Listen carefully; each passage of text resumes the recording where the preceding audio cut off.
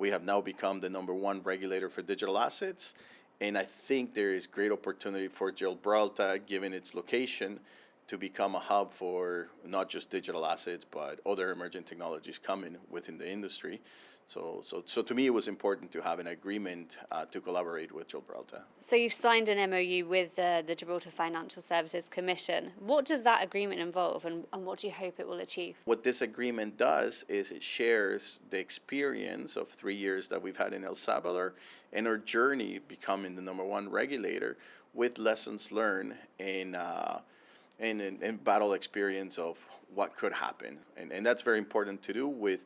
We're now up to 15 MOUs globally, and I think it's important to share this experience. The digital asset industry pre-MiCA was estimated to be over 3,000 companies. After the MiCA, which is the Clarity Regulation for digital assets, came into place in Europe, you had less than 200 companies. So I think that regulation is good. But regulation also has to be looked upon as, if you had 3,000 and now you only have 200, what are the impacts of that? I think there's an opportunity for country or regions like Gibraltar to be able to come up with clearer, smaller regulation that allows companies that do merit to be in business to continue to do business. So I think that's sort of a discussion that needs to happen, but I think Gibraltar is well positioned for that. What we did in El Salvador is to have a clear understanding of what is a mature industry that could work globally, and that means that the standards for anti-money laundering have to be there, and that's a non-compromise. So for us in El Salvador, a shocking number is that we've had over 85% rejection rate from all the companies that have applied to El Salvador, because we only want companies that are going to meet today's standards and also be prepared for tomorrow's standards. I mean, El Salvador was a country that has suffered a lot because of the money laundering done by the gangs. We have some of the strongest anti-money laundering rules in the country.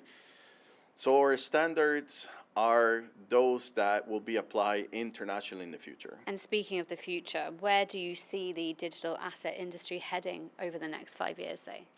Yeah, good question. This is blockchain technology is almost like talking about the internet back in the 1990s. Today we don't talk about the internet because it is embedded into everything. I think, and we see this in El Salvador, blockchain technology will be embedded into all financial transactions. Everything is going to have a transparent background, a transparent layer, which is going to be the blockchain. So in my opinion, all financial instruments from here within the next 5 years are going to incorporate the blockchain into their transactions. And finally, some people remain skeptical about digital assets because of volatility, past failures in the industry. What do you say to governments and regulators that are still cautious about embracing this sector, and to people who are cautious about it in general? I think they're right. I think, though, we do have to understand the industry as a whole. It's almost like today, if you want to watch a movie, you open Netflix and you watch a movie. But the roots of that technology was the torrent industry, the illegal movie transfer, et cetera, et cetera. I think technology gets developed by pioneers that oftentimes try to break the rules, but eventually becomes a mature industry. And I believe we are at that level of maturity now when it comes to industry.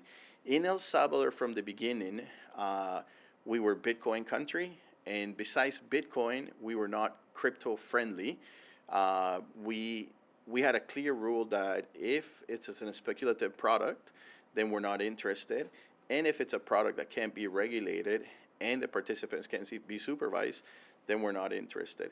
So I think of the opinion of, this industry perhaps could be dangerous, et cetera, et cetera.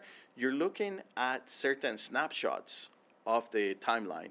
I think for us today, and I write many articles saying that we're over with the era of crypto and all these decentralized products that allowed anonymity for financial transactions. I think that's an era now that it's almost over. today, El Salvador, and as it is the case in 2022, our emphasis has been real world asset tokenization, which we have now over 100 different tokens that we have approved and understand how this industry is thriving and it's going to grow.